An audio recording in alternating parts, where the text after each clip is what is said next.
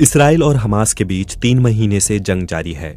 इस बीच कतर मध्यस्थ की भूमिका निभाता नजर आया है, लेकिन हाल ही में इस्राएली प्रधानमंत्री बिन्यामिन नेतन्याहू के कथित बयान से कतर हैरान हुआ है। आइए जानते हैं कि नेतन्याहू ने ऐसा क्या कहा जिससे कतर नाराज हो गया। दरअसल बीते मंगलवार को इस्राएल के एक चैनल ने कथित तौर पर पीएम बिन्यामिन नेतन्याहू की एक रिकॉर्डिंग दिखाई, जिसमें वो हमास के कब्जे में मौजूद बंधकों के परिवार वालों से कह रहे हैं, आपने मुझे कतर का शुक्रिया अदा करते नहीं सुना होगा। क्या आपने कभी गौर किया? क्यों?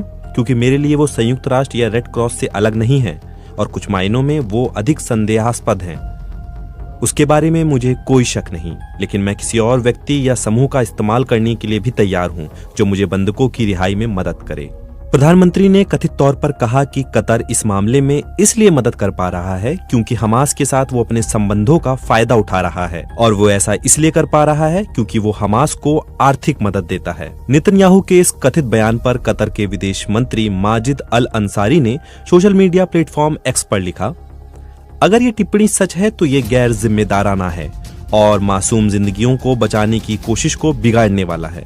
हालांकि ये चौंकाने वाली बात नहीं है। उन्होंने कहा कि ऐसा लगता है कि अपने राजनीतिक करियर को बचाने के लिए नेतन्याहू मध्यस्थता की कोशिशों को कम करके देख रहे हैं।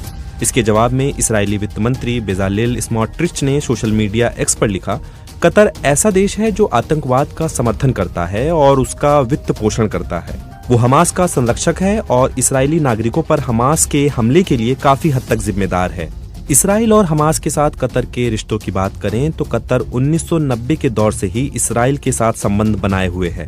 हालांकि उसने आधिकारिक तौर पर अब तक इसराइल के साथ कूटनीतिक संबंध कायम नहीं किए। दूसरी तरफ कतर लंबे वक्त से फलस्तीनियों के अधिकारों का समर्थन करता रहा है। हमास के नेताओं को उसने अपने यहाँ जगह दी है। कतर गजा के लिए लाखों डॉलर की मदद भी करता रहा है। कतर हमेशा से कहता रहा है कि गजा को दी जाने वाली आर्थिक मदद केवल नागरिक और मानवीय कामों के लिए है। हालांकि इसराइल के भीतर इसकी कड़ी आलोचना होती रही है। आलोचकों का कहना है कि कतर हमास को सत्ता में बनाए रखने में उसकी मदद कर रहा है और उसकी सैन्य गतिविधियों को भी फंड कर रहा है। पिछले साल जब हमास ने इसराइल में घुसकर एक बड़े हमले को अंजाम दिया तो उसके बाद इसराइल ने भी हमास को जड़ से मिटाने के मकसद से अपना अभियान छेड़ दिया। इस बीच कतर ने हमास के साथ अपने संबंधों की मदद से दोनों पक्षों के बीच अस्थायी युद्ध विराम कराया। ये युद्ध विराम करीब सप्ताह भर लागू रहा।